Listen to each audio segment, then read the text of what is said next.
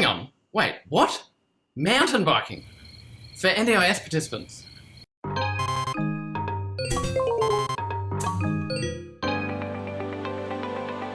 Yeah, okay, well, that is actually what this webinar is all about.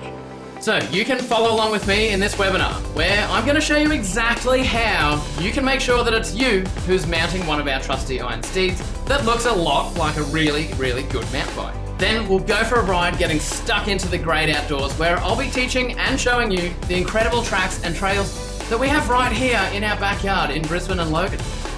Grab Life by the Handlebars is a new way of providing support to Southeast Queenslanders with disability, their families and their carers. Now, if you jump on the NDIS website, it says that the scheme provides Australian families who have a permanent and significant disability with the reasonable and necessary supports that they need to live an ordinary life. Well, that's lovely, but what if you didn't just want an ordinary life? What if you wanted an extraordinary life? Well, lucky for you, I'm a committed clinical exercise physiologist who has spent my whole life being around disability.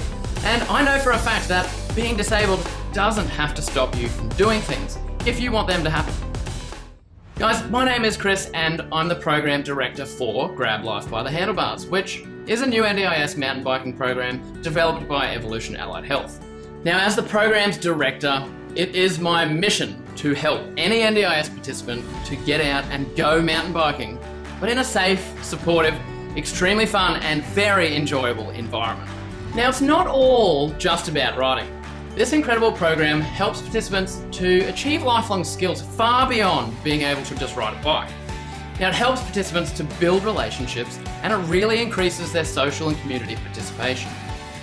Now, participants' health and their well-being go through the roof when they get involved with this very specifically designed program for people with a disability. So, if you're an NDIS participant yourself, or you know someone who is, well, I would recommend that you should stick around for the rest of this webinar because you don't want to be one of those people who misses out when you hear from other people about their incredible experiences within the program. So if you or someone else that you know would absolutely love to go mountain biking with highly qualified clinical exercise physiologists, tag them below right now so they can get all the details too. When I say that places are limited for this program, I really mean it. So you're going to want to go and tag that person right now, or it's going to be very likely that you're going to be sitting on a wait list for quite a while. This program is really popular, and unfortunately, there's only a certain amount of places. Anyhow, if you are ready to grab life by the handlebars, strap in, sit down, hold on, and let's get started. All right, that looks like just about everyone's in, so we will get started. Thanks very much, everybody, for joining me for this Grab Life by the Handlebars webinar. It's a new program for NDIS participants that has been developed by Evolution Allied Health, and I am the program director, so I'm looking after everything to do with this program. So we'll get stuck into it, and first off, I'm just going to start off by introducing myself.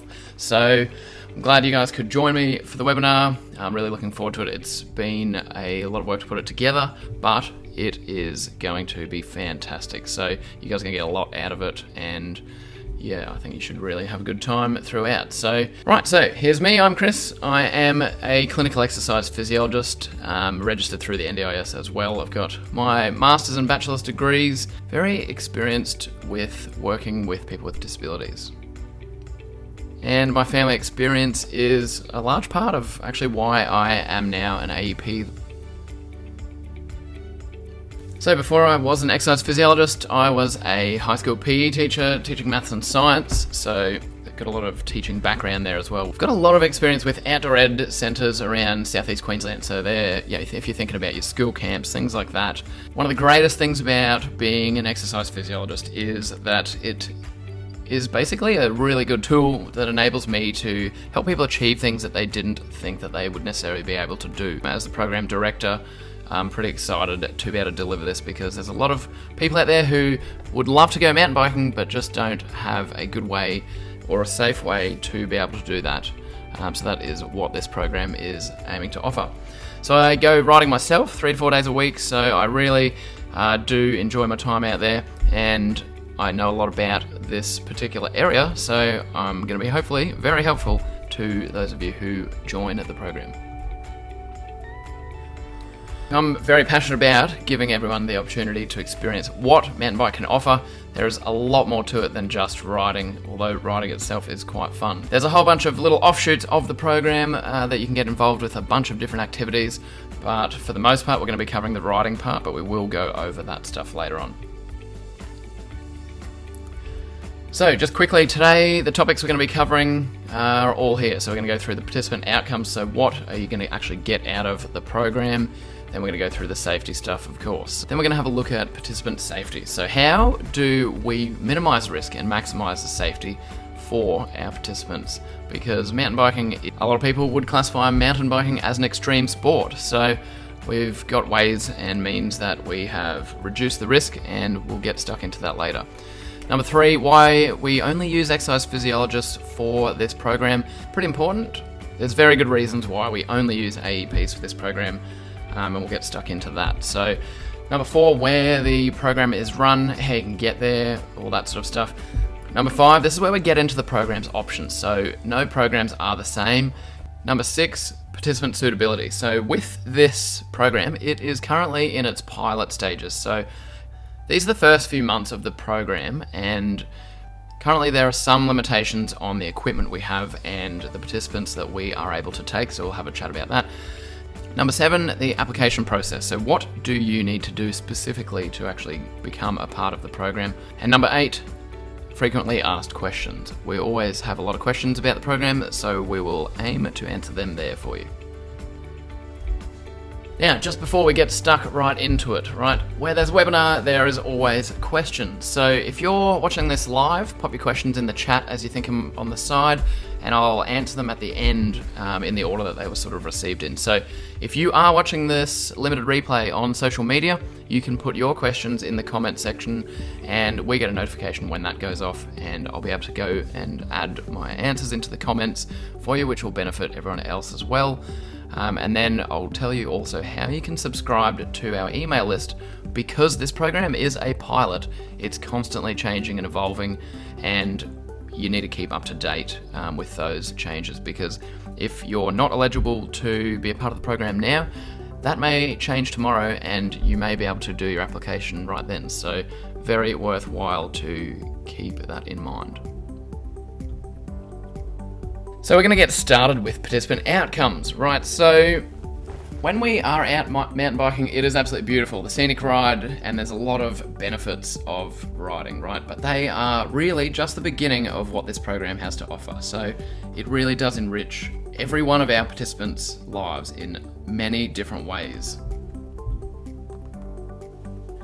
So quickly, we'll have a look through the benefits here. So there are so many different benefits that mountain biking and this program can offer to participants. And I've sort of broken them down into their different categories. So we're going to go through the physical benefits, postural and mobility benefits, different biomarker sort of benefits, so the internals basically, and then we'll get stuck into a bit about social independence benefits and things like your capacities. So we'll start with some of the physical benefits. So riding can improve your strength. Your muscles are strengthened by being used when you're riding. So because riding is very much still exercise, but it is perceived as enjoyment. You really do enjoy it when you're out there. You have an increased tolerance and motivation to lengthen the period of exercise. So it's great for people who hear the word exercise and pretty much shut off. Riding is very low impact and one of the most enjoyable forms of exercise. It's going to help your fitness because it's an aerobic activity. So it's going to make all of your activities of daily living a lot easier. Everything becomes a little bit less challenging. You can do these things for longer and you get less tired, right? So having an increased fitness capacity is fantastic. So other benefits that we have, we're going to have a lot better coordination, faster reflexes, and better motor patterning, because riding a bike requires a great deal of coordination. And since the bike provides instant feedback to every action from the person riding it, it's easy for you to know when you've sort of made the right adjustments or moves. Repetition of the patterns and movements required to control that bike actually quickens the reflexes and aids in your motor patterning and planning. So this helps you learn faster in other areas in your life, not just in the movement-based learning that we'll be having when you're riding the bike. Balance is another incredible benefit of this program. So as the bike moves, the rider is constantly thrown off balance, requiring your muscles to contract and then relax in an attempt to rebalance. So with disability, there is oftentimes issues with balance. So this is going to be fantastic for that. Now, that sort of reactive exercise works the really deep stabilizing muscles of the core, your hip, your lower and upper body, and it makes the whole experience highly enjoyable, and really you're having a lot of fun while you're doing it. So the three-dimensional movement of the bike is similar to the motion of walking, which is teaching your reciprocal patterns to the muscles of the legs and the trunk. So by placing the rider in different positions on the bike throughout different parts of the ride, so we call that therapeutic maneuvering, different muscles are worked. So stopping and starting the bike, as well as changing the speed and the direction, increases the benefits to all of the participants. Now, your respiratory and your circulation, so both of these are enhanced through riding, which can help distribute nutrients, oxygenated blood, repairing your cells and cleaning up the internals in the body, which obviously has a lot of good flow-on effects for the body after that. Mountain biking is more often than not more of an interval type of training. So you'll find you'll go a bit faster for a bit, then a bit slower, then you might have a little bit of a hill and stuff. So your heart rate is changing. Now this is really good for your body composition. So it's going to really help you to lose fat and generally help add a bit more strength and muscle as well. Now, postural and mobility benefits. So poor postures and a lack of mobility are responsible for many of the most common aches and pains and physical restrictions that we face as humans. Mountain biking provides improvements in every aspect of these for your body. So if we have a look down here, we can see that, it's going to help your range of motion, your joint health, your mobility and your posture. Range of motion is also improved by the act of mounting and dismounting bikes, and with different warm-ups and varying exercises during the session, improved mobility is going to drastically reduce someone's injury risk, and it's going to keep our participants healthier, more able to care for themselves, stronger and happier.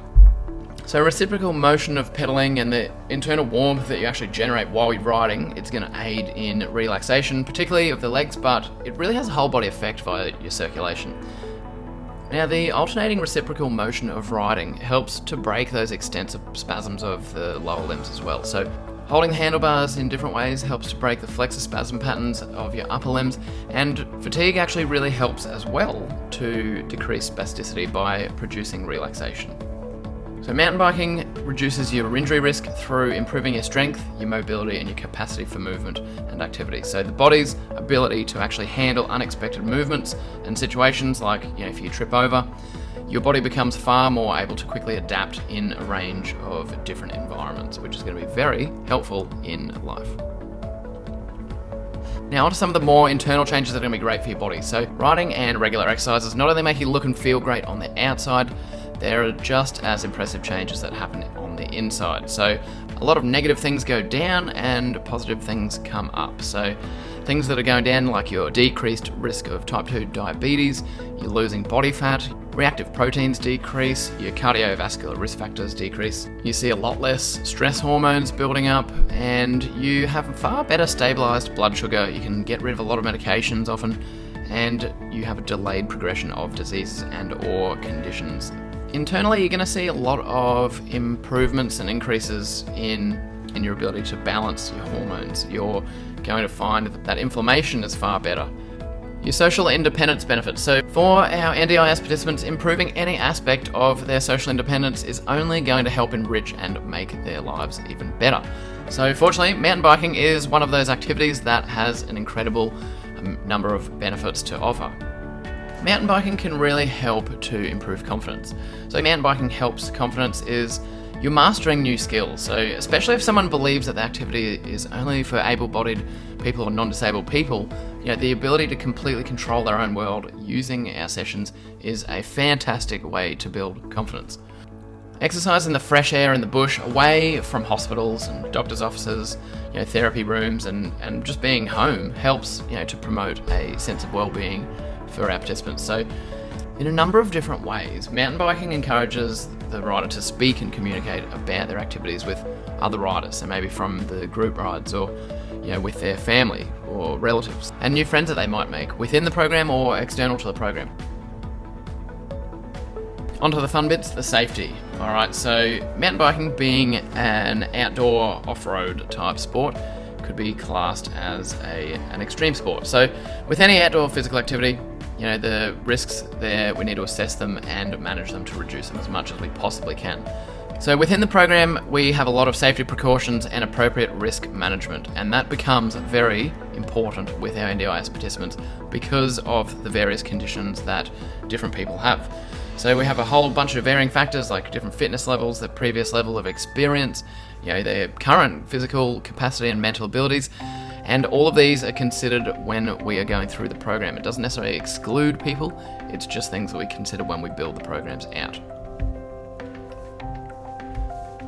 An area we come across that people tend to ask about is, can we get lost or stuck? So every track within Karawatha Forest actually has been ridden at least 10 times by experienced exercise physiologists, which is me for the time being. I've ridden every track in there probably at least 30 times each individually. When I'm out there, if I'm leading the ride, I'm taking a mobile phone.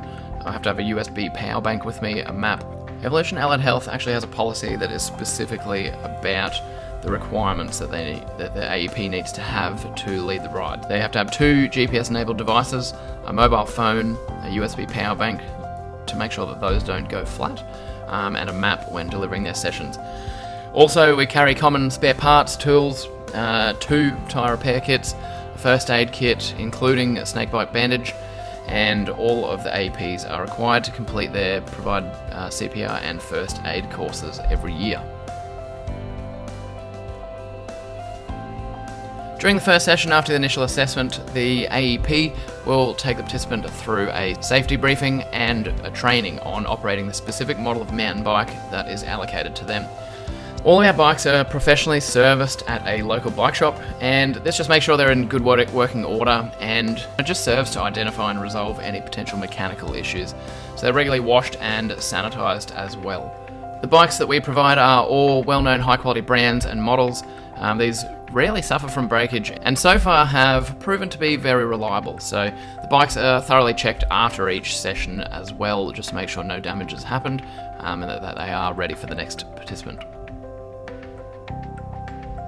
Who can come and how many? So carers, support workers, or any other relevant parties are able to come and attend the session, but they're not covered by Evolution Allied Health's insurance, and they will have to provide their own bike if they want to come for the ride while it's still a pilot. Now for this program, our AEPs are strictly limited to one-on-one sessions during this pilot program.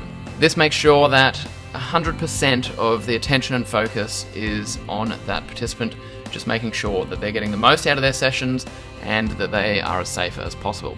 Now, the group bike rides are not running at the moment, but they are coming soon. This is why it's important for you to make sure that you've subscribed to our mailing list. To become a part of the group rides, you're going to require a few one-on-one sessions first to cover the basics, to make sure that we've taught you all the right stuff, that we can assess the participant's current skill level and get to know their group personality. So when we put you in a group, you're with people that you're probably more likely to get along with than not. So why does Evolution Allied Health only use clinical exercise physiologists? Exercise physiologists are university qualified. We are actually classified under the medical sector, whereas a PT would be classed in the sport and recreation sector.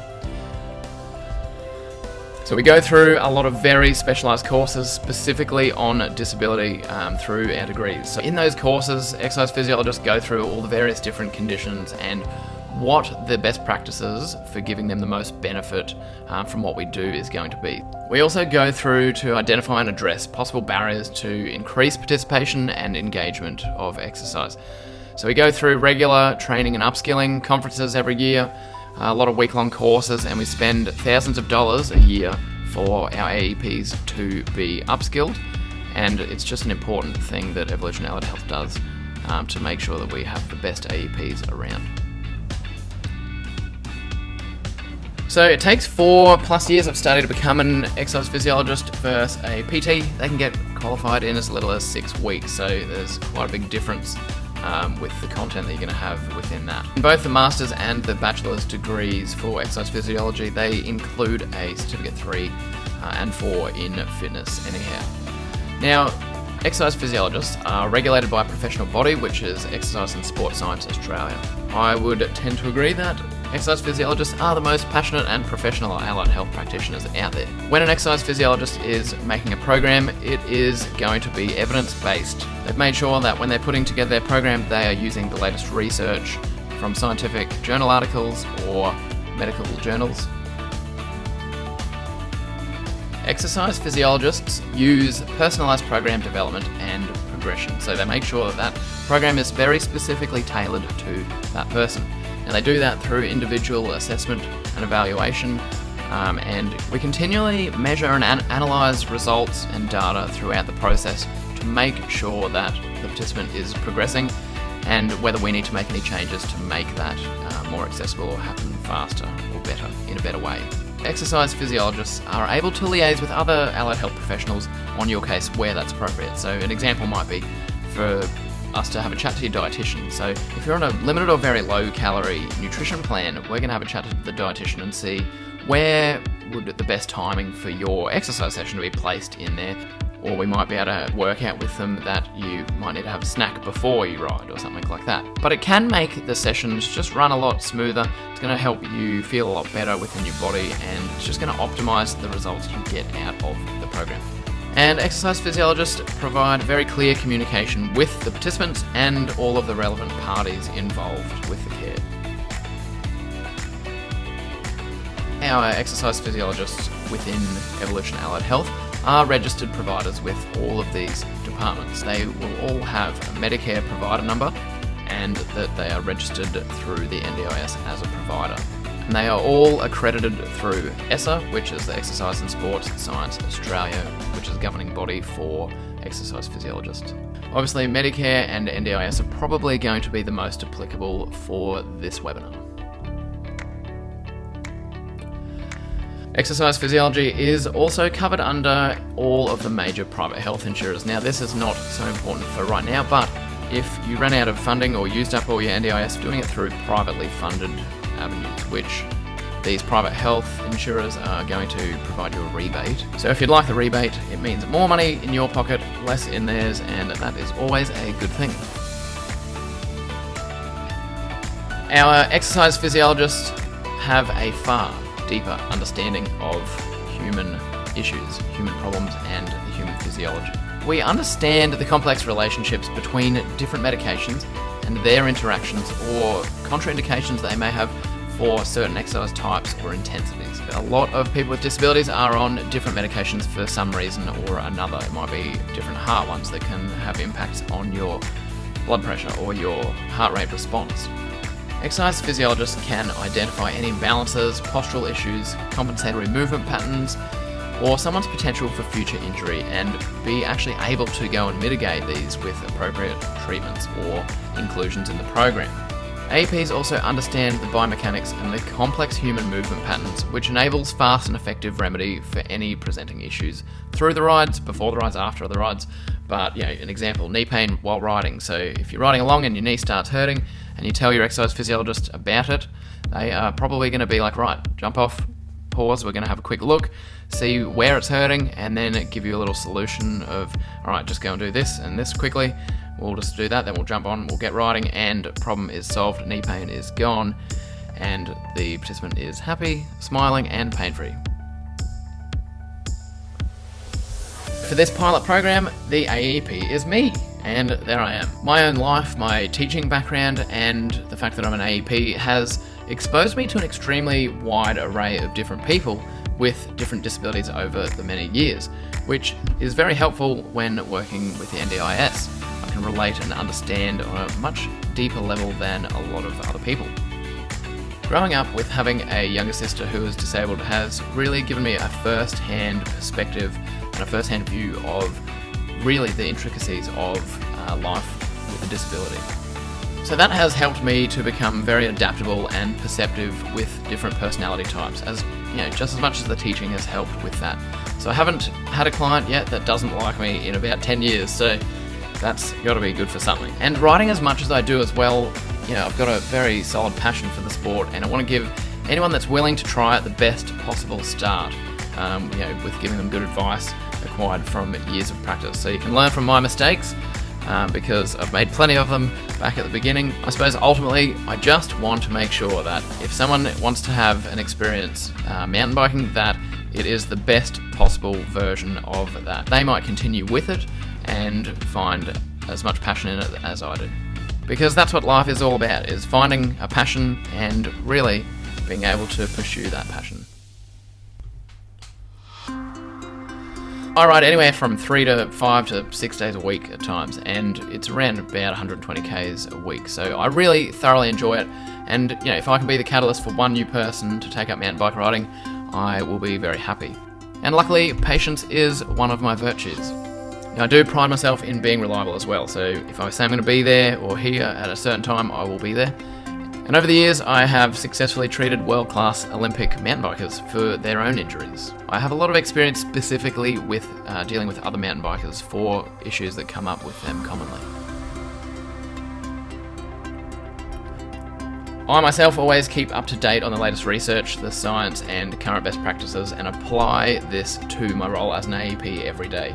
So I attend relevant conferences, courses, and any trainings that I possibly can.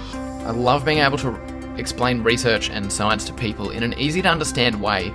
It just enables them to be able to apply it for their own benefit later on. I've been published in a number of prominent scientific and medical journals worldwide, in a number of different areas.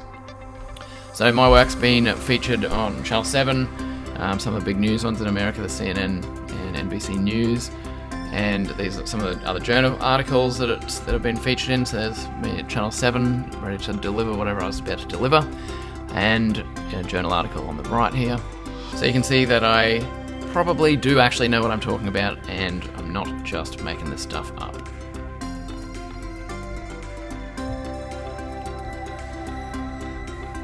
So the program's location. So for this pilot program, it is going to be run in Karawatha Forest Park. So it is fantastic in Karawatha. It is a very large park. It's got a lot of easy tracks and trails, which makes it absolutely perfect for this program. So not everyone goes on easy trails though, like it is all individually programmed out. If you're a bit more advanced, or you've got really good previous experience from mountain biking, or you just want something a bit more challenging, we will have things that are perfect for you in there. And it's not all about the riding. We have a lot of other valuable services that can be included as part of your exercise physiology sessions as well. As I said before, Karawatha has trails that suit pretty much everyone. So when you get in there, you can soak up the fresh air, the smells of the bush, and the great outdoors. It's absolutely fantastic. There are so many different types of forest in there that sometimes you'll feel like you're riding around on the coast, sometimes you feel like you're in rainforest, and other times you're just in these big swaths of grasslands, or you're in a whole section that is completely made up of pine trees. So to only say that the rides are very beautiful is doing it an injustice. It's got plenty of fresh creek and water holes to have a look at. You can see turtles and lizards and native animals in there. And on top of that, when you're riding through there, you're going to see koalas, wallabies, kangaroos. I've seen a lot of possums, microbats and flying foxes, about 1,000 different birds and a few goannas and things like that, none of which are going to attack you. They don't, they run away, but it is nice to see them out and about, that we do have a very active wildlife population in Brisbane. So Karawatha Park is 1,000 hectares of bushland, coastal lowland on the edge of Brisbane City on the southern end.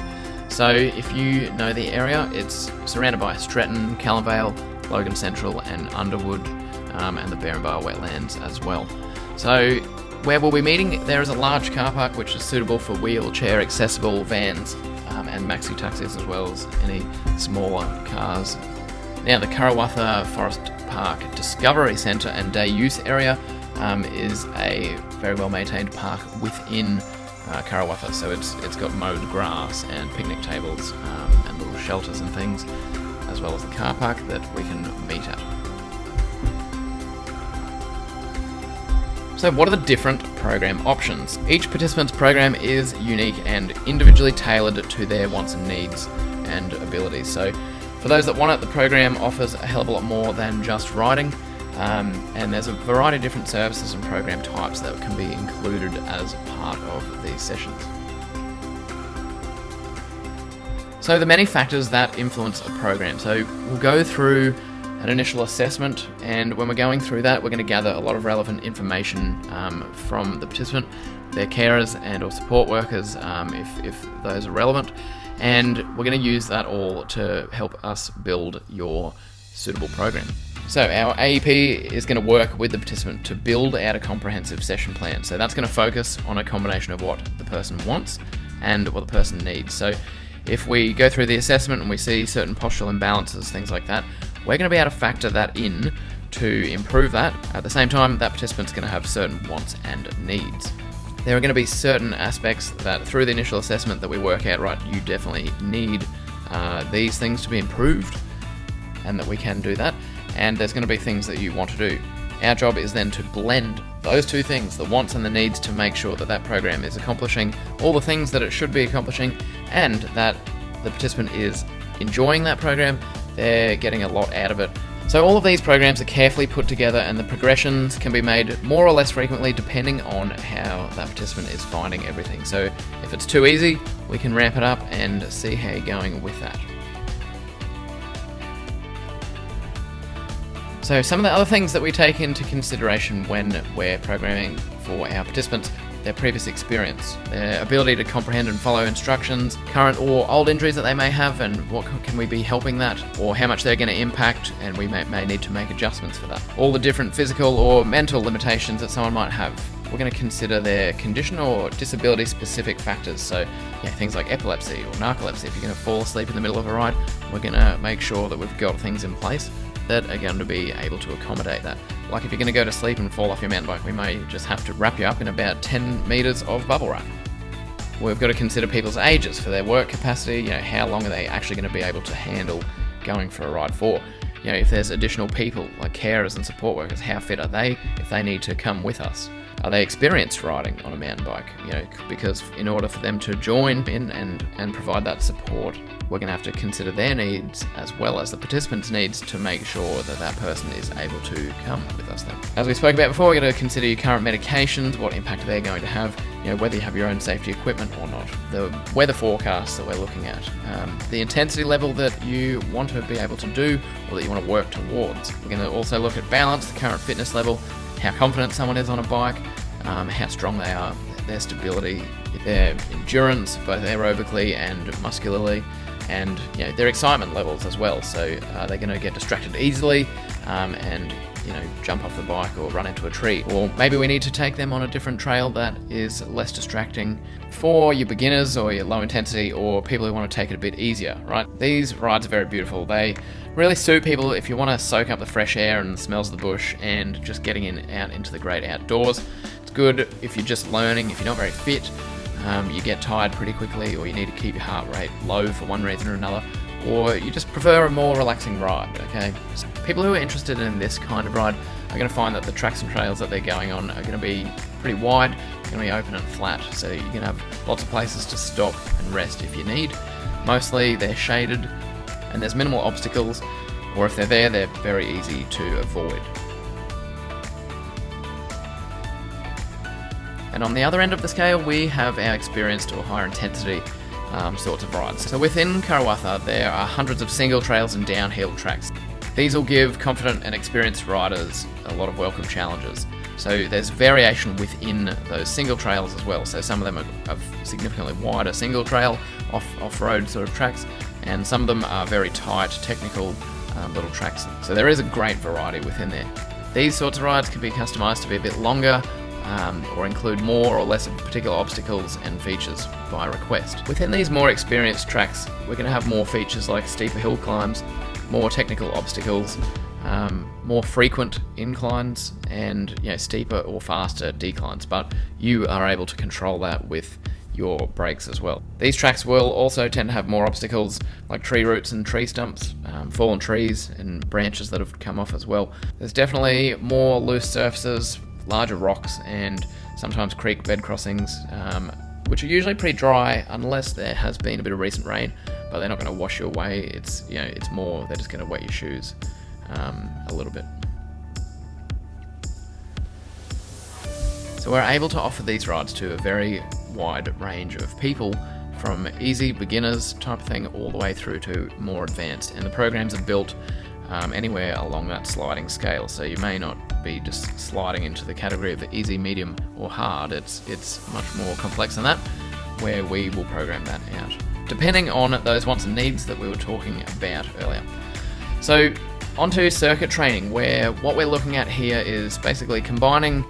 It's one of the options where we're combining aerobic fitness from the riding itself with the incredible benefits of a bit of strength training interspersed through there. So starts off riding tracks like normal, but at certain defined time intervals or locations or designated triggers, like you see it every time we see a sign, we're going to stop and we're going to do this, or every time we go do a left turn, or every time there's a fork in the track, or every time we get to the top of a hill, we're going to dismount from the bike and go through a predetermined mobility or stretching or resistance or strength sort of exercise, or a combination of them. Then we jump back on the bike, continue until the next trigger or the interval begins. So there's a lot of different ways to structure it, but it just means you can break the ride up a bit and get a bit more out of it.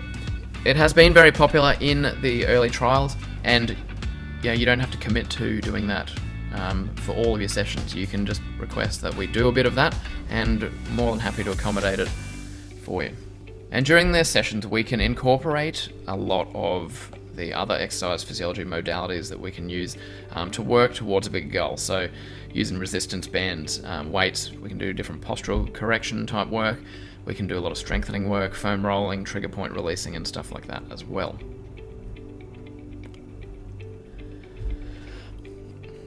So as we were saying before, everyone is so different, so their wants and needs are going to be different as well. So we're very accommodating, and we offer a lot of different options that are customizable, so we can find a solution that suits absolutely everybody.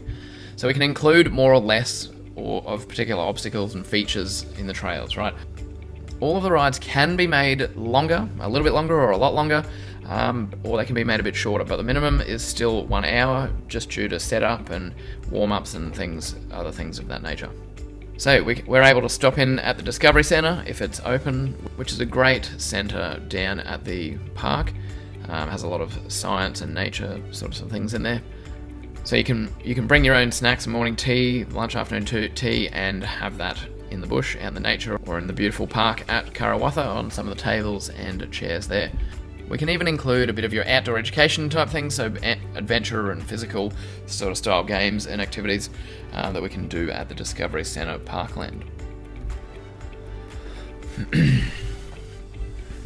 So with our programs being individually tailored, it means that once participants' capabilities, fitness and confidence reach a certain point, that we can offer even more exciting options for those people. So we can start branching out for larger half-day trips or experiences, like going out to the Brisbane Valley Rail Trail, or going around Mount Cootha or up some of the trails of Mount Cootha, or similarly out in Samford Valley. There's a lot of great mountain biking out there. So these larger trips have the added option of including transport. So we've got a bike, a company car, a bike rack, and bring the bikes out that way. It's got 5 seats if we need to have extra people with us. But they really are a fantastic option if you are up to that level of riding. They can be really fun.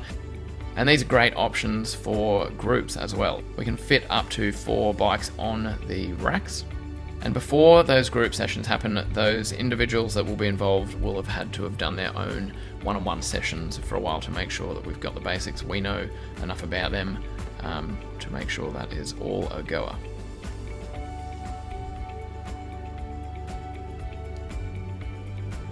So what is in the initial assessment? So every person on this planet is unique. So our programs have to be as well. So we want you to get as much as you possibly can out of your sessions with us. So that is how we make that happen for our participants. So it's not as scary as it sounds, initial assessment, right? So what is it for? So the initial assessment itself teaches us about our new participants, so what they like and what they don't like, and then we go and individually build their programs. And because we build the programs individually, we need to know a few things to make sure that it's perfect for each person. So during that application process, participants, carers, support workers or other relevant parties will have filled out our pre-booking forms, which have a lot of that information that we're going to need. So I will be reviewing those, then I'll talk to these people through phone, Zoom or on Skype or something like that, and we'll cover any further questions that I need to clarify, and then we'll be booking in the first appointment. So the first actual face-to-face session. So on the day we meet, I'll take the participants through a few simple movement screening assessments, and that's just to identify any injury risks or imbalances that they might have. So it's not to rule anyone out of the program, okay? I'm not going to be having a look and you're telling me about your sore knee and I'm like, right, okay, bad knee, you're out of the program. It's more for me to have a look at that knee, work out why it's feeling the way it is, and then I'm going to be able to tailor the program to make sure that you're not going to make that knee any worse. And realistically, we're going to be able to be fixing that up and working and improving on that knee throughout the sessions. So these assessments really are purely to help us identify key areas that we're going to be working on, and it's going to help us to be able to gauge progress down the track when we do reassessments. So we're also going to go through your first safety training for the bike that you're going to be on, and you're going to go for a test ride, which includes a few basic maneuvers that you'll need to be able to do, and then we'll use the rest of our session to start exploring some of the easier tracks.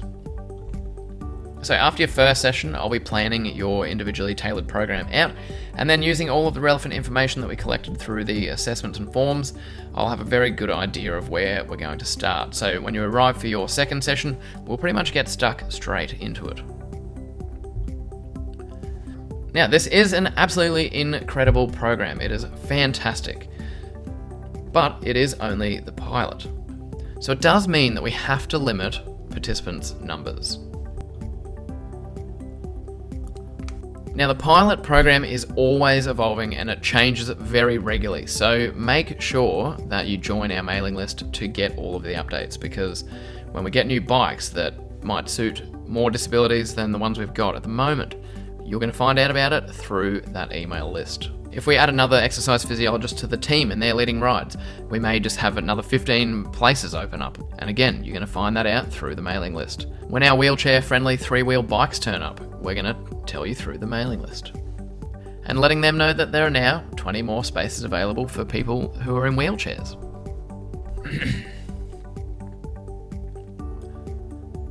So what does being a pilot program mean for us now? So unfortunately, because it's only a pilot, the funding is very limited for adaptive equipment until it's completely rolled out. I would love nothing more than to be able to take every single person who applies for a place in this program and put them into it. But while it's still a pilot, we just can't do that. Once the program is fully funded, tested and rolled out, we're going to be able to take any and every NDIS participant, and that's going to include people that are reliant on wheelchairs. Good quality, safe and reliable adaptive mountain bikes are upwards of about $6,000 each. We are sourcing funding through government and donations to be able to roll out our future program. What it means for now though is that we're only able to use standard mountain bikes. But if there's a wheel, there's a way. Participants' suitability. For the pilot, a participant is going to have had basic bike riding experience, so it is a requirement that each applicant is able to soundly balance and ride a bike on flat ground. So a 2-wheeled bike we're talking about. The pilot is not currently a learn to ride program, however this will be offered later on when the full program is rolled out. Each participant will need their own form of transport to get to and from Karawatha Forest Park, so it is bitumen and 2-wheel drive accessible. You can just set your Google Maps to Karawatha Forest Discovery Centre, but we are not able to pick up and drop off and things like that. So helmets are also a non-negotiable requirement, so we can provide one for you to borrow. It is cleaned and sanitised between the sessions, but you may want to bring your own. The helmets we provide can get sweaty, and if you don't really want a wet helmet, you can buy your own. You can get them quite cheap at places like Kmart and Target or any sports shop. You may just want to bring your own one though.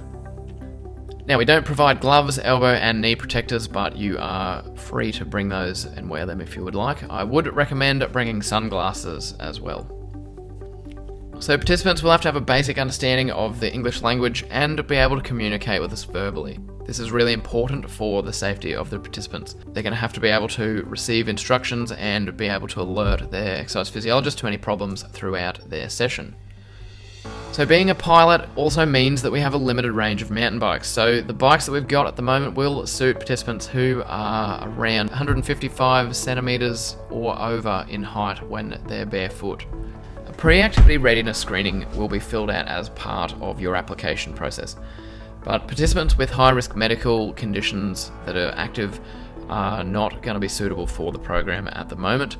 Some of the categories on there may just require a bit more information or clarification from us. Things like pregnancy, if you've just had a heart attack in the last 6 months, or any other high-risk medical conditions. If you've ever had a heart condition or suffered a stroke, any unexplained chest pains with activity or at rest, if you find that you get very dizzy doing physical activity or it makes you lose balance, if you've had an asthma attack in the last 12 months, all about the application process. So how to apply, what you'll need to include, and the forms that you'll need to fill in.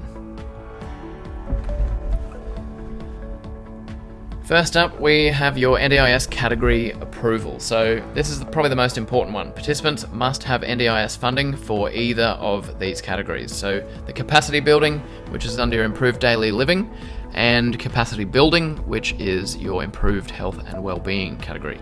Only people with funding under these categories are able to participate in the program unless they're privately funded. So we are not classified as remote, which means the cost is $166.99 per hour, which is dictated by the NDIS price guide, which is available online on the NDIS website.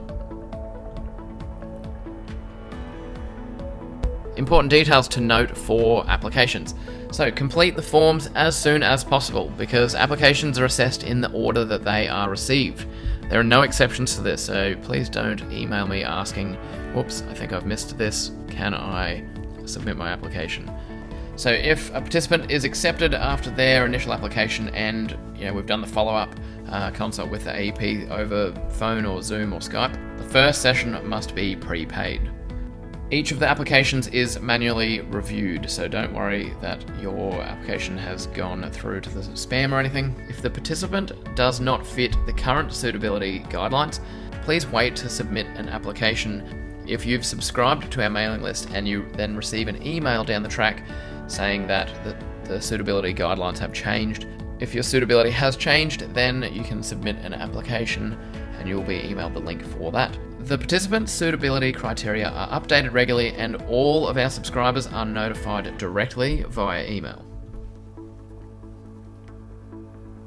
I know I've said it a million times now, but you're going to want to subscribe to our email list because it has all of the updates about the program. We take your privacy very seriously and we'll never spam or share your details with anybody. New updates on the program are always going out, so like new bikes that have arrived, or there are new places in the program available, or the scope of participant suitability has changed. Or new and other unreleased programs and services are made available to our email subscribers before anyone else is. And our subscribers get early bird offers and the first chance to apply to any of these. What you need to know about service agreements. So the NDIS recommends having a written service agreement so that participants and providers are both clear about what each party has agreed to. There is a minimum of 4 sessions for new participants.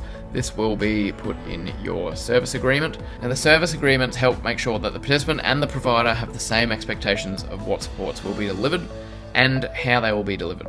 So participants who complete all of their sessions within that service agreement will be given the option to start a new service agreement before their place is offered to participants on our waiting list. So how do you actually apply? Once you go to the Evolution Allied Health website, you click on the button called Courses. Now you'll see a menu that pops down. There's free courses and there's a link to grab Life by the Handlebars. Now that might change, but if you click on free courses, you're going to be able to find Grab Life by the Handlebars. Right now it goes straight there. So when you scroll down the page, you're going to see some amazing information, but more importantly, there is a button saying Apply Now. When you click on that, that is going to take you to a page. You're going to see this. Now, if you are not logged in yet, you need to make an account or log in if you're already registered. You will see a form here where you can log in if you need to, and if not, there's a register button down the bottom. Now you can scroll back up to the top always, and on the top right of the menu up there is always a login button as well, so you can always find that there. So if you don't do that, you're not going to be able to fill out the form and your details will not be saved, which is very unfortunate because you're probably going to spend around about 15 minutes to half an hour filling that out if you're doing it properly. But make sure you fill it all out. Then make sure you follow those steps. Hit the next button to keep progressing through the application. Once you've finished that, make sure you're reading every bit of instruction. And then at the end, once you've completed that, you can click send, save, and submit the application. And if you're logged in and registered, you will save all of that, we'll receive that, and then we'll process that within a week. Thanks very much for joining us, guys. We will leave it there for today. Make sure you add any questions down into the comments because we will come back and be answering those shortly. So that's pretty straightforward how to apply for the program. Fill out the forms that you need to there. We will be in touch with you as to whether your application is successful or not. And then we look forward to meeting you and going for rides.